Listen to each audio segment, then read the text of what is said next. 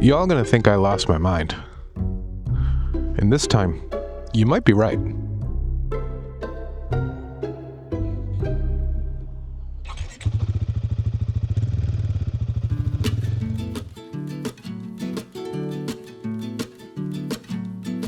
We're back here on beautiful Savi Island just outside of Portland, doing my favorite thing, which is to tell you about the new bike I just impulse bought.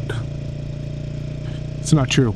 Before I get to that, let me just say, if you've been following along on the channel for a little while, you'll know that I was on a 7,300 mile cross-country trip across America and back and a little bit into Canada on my Moto Guzzi V85TT.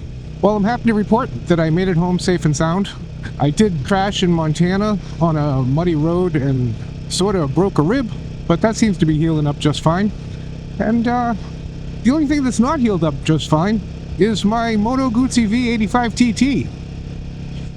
Yeah. I guess the bike sustained a little more damage than I had hoped for. And to make a long story short, I've been wanting to own a Royal Enfield for a very long time. And the opportunity sort of just presented itself. Our local dealer, Sabatino Moto, up in St. John's in Portland, happened to have what they described, and I agree, is the unicorn Royal Enfield Himalayan 450. It's the one with the tubeless tires. Now, you may not know this, but when I bought the Moto Guzzi V85TT, what I really wanted was to try a Royal Enfield Himalayan. But the Royal Enfield Himalayan with the tubeless tires was nowhere to be found. Well, lo and behold, I went in to Sabatino the other day to get a price on some new tires for the Moto Guzzi, and I spied out of the corner of my eye what looked to be a Royal Enfield Himalayan 450 with tubeless tires. And I said, I should maybe reevaluate my entire life. When I factored in the cost of a new set of tires, on top of having my 12,000 mile service done on the bike, plus what turned out to be, I think it was somewhere around $1,600 in repairs on the Moto Guzzi for the stuff that I broke when I crashed it, I had to have a little bit of a come to Jesus moment with myself and say, that is an awful lot of money. And the bike you've always wanted to try that would be really fun for the channel is sitting right there. So I traded my Moto Guzzi V85TT in for this brand new 0 miles Royal Enfield Himalayan. Well, now it's got 63 miles on it because I can't stop riding it. It's a lot of fun. It's still in its run-in period, so I gotta be careful about the RPMs. They say to keep it under 4,000. If I do that, realistically, I could barely leave my driveway, but we're working on it, people. We're working on it. Now, I want to clear the air a little bit about the Moto Guzzi V85TT. When I made my initial video about that bike, I said it was my favorite freaking thing in the world, and I wanted to eat it and take it up to a cabin and marry it and make small Moto Guzzis with it and all that stuff. I have not changed my opinion whatsoever. The Moto Guzzi V85 is probably the nicest bike I've ever owned. I really loved it. It got me across the country and back with no problems, except for one problem, which I'm going to get into in another video, because I'm just going to be honest, I am ripshit. I'm pissed off about something. Suffice it to say, I had one problem on the Moto Guzzi on my cross-country trip that caused me a lot of stress. Well, not a lot of stress, but a little bit of stress. And it was completely and 100% preventable if what needed to be done had been done. That's all I'm going to say for right now. This is my new 2025 Royal Enfield Himalayan 450. As you can see, it's already started getting the bug treatment here, right? We got the butt pad going. I've got all my not all my Lone Rider gear. I've got some of my Lone Rider gear rocking. I still need to get either pannier racks or hopefully try out Lone Rider's new ADV bag rackless system, I think it's called. I don't know. It's rackless. Doesn't require pannier racks. If I could get away without having pannier racks, I'd be very happy. I don't know. It just, to me, it's It's just a thing. But I'll put them on if I have to. No biggie. You know, I got that, my first aid kit rocking up here. That's from Lone Rider. I've got my Cascadia flagged glove, scarf, neckerchief, snack bag over here. This has camera gear, tripod, all that kind of stuff. I've had this bag for quite a while now. This was not something that Lone Rider sent to me for review or anything like that. I bought this a year and a half ago. I absolutely love that bag. And my tail bag. This is Sabatino Moto, where I bought the bike from, sabatinomoto.com. Fantastic people. Highly recommend. If you're, for all your, you know, Royal Enfield needs, and also genuine and sim, they'll also sell you a Moto Guzzi probably if you ask nice enough. Am I sold on this decal system here? Not 100%, but those come off. I do like the white. There's something about this, and I'm thinking like a big Bug Moto logo here, and just ditch the whatever this is, a map of Italy or camouflage. I don't know. It's something, right? These are the tires. I don't know, man. I've never heard of whoever makes these tires. They say grip, so hopefully they grip. It's got a beak. That's a requirement from now on for any motorcycle that I buy. It's got a Bug Moto sticker right here and a bug splat already. It's got LEDs all around. I mean, how the hell can you find another bike for $6,000 that would compete with this? You probably can't. I don't know. Maybe you can. I didn't look. I just bought the first one I saw. Kind of like marriage. Ugh. Okay. So it's not all popsicles and licorice sticks here. This bike obviously has a chain. I fell in love with the shaft drive on the Guzzi, so you know, that's a compromise.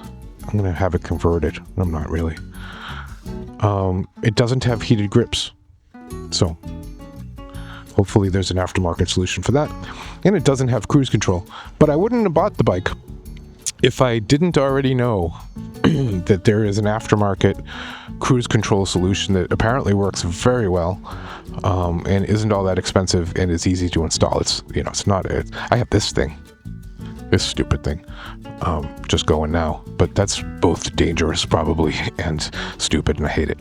So, you know, once I get used to the bike and decide that I love it, then we'll get at the very least, get the cruise control kit, and then, you know, when winter comes, probably end up getting the old heated grips, because those are kind of mandatory where I live. Yeah, got my mirrors on here, the double takes. Love these things. And that's about all I have to report from Lake Wobegon today. Anyway, Royal Enfield Himalayan 450. I kind of love it. I think this is going to work out just fine.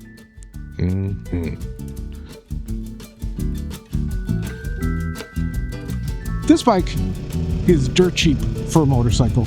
I was able to, you know, work out a nice little deal where it didn't really cost me much money to basically have a brand new bike. Now, I'm not going to lie to you and tell you that the quality of this Royal Enfield is the same as the Moto Guzzi. It is not. Okay, you know that going into it because it's a $6,000 motorcycle, right? As opposed to, what's the list price on the V85? Something like 13? I mean, there's a reason why that bike is 13 and this one is 6. Now, that's not to say that this bike is bad or unacceptable in any way.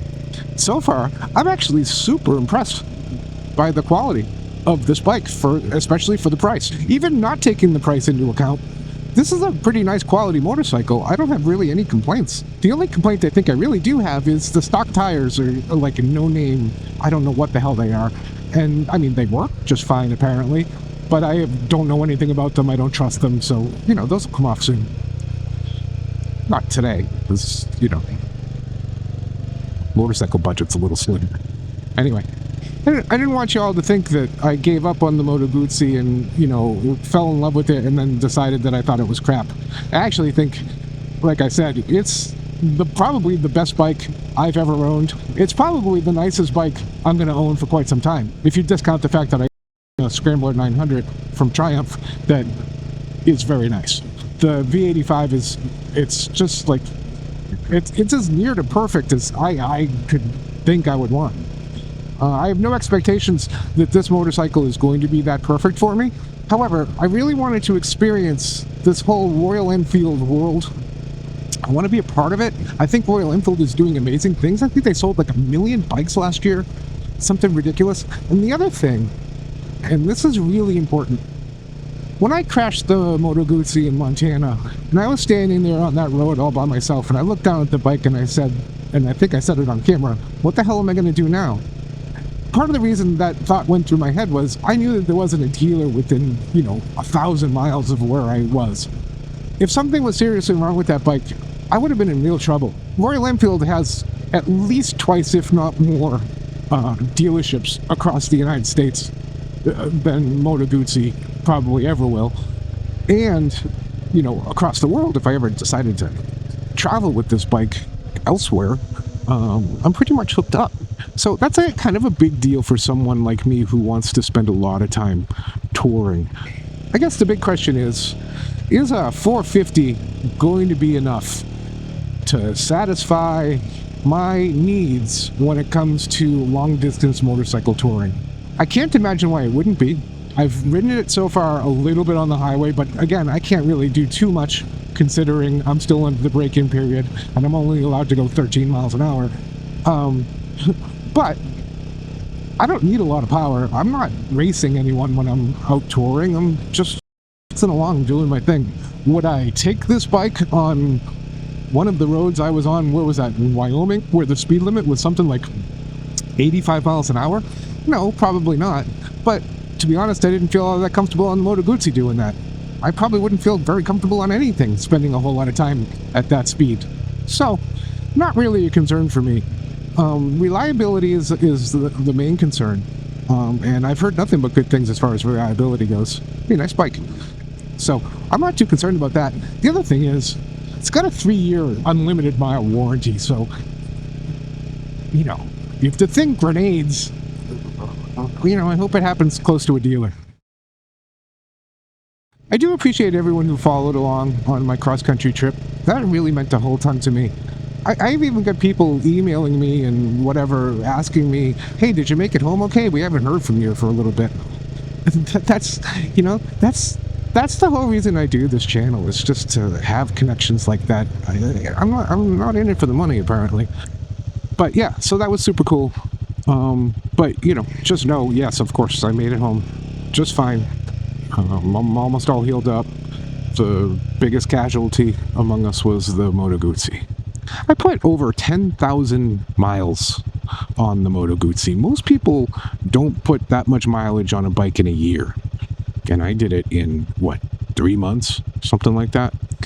Most people don't ever own a motorcycle for 10,000 miles. They'll dump it after 3,000 or 4,000 miles. So, yes, I had it for a very short period of time, but I got a lot of use out of it, and I got to know it, and I got to learn it, and I got to love it. And this whole life thing that we're doing is all about experiences and trying new things. And if there's one thing I've learned about myself, it's I thrive on learning new stuff or experiencing new things.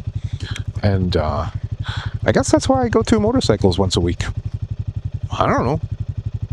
But anyway, we'll spend some quality time with the Royal Enfield Himalayan here.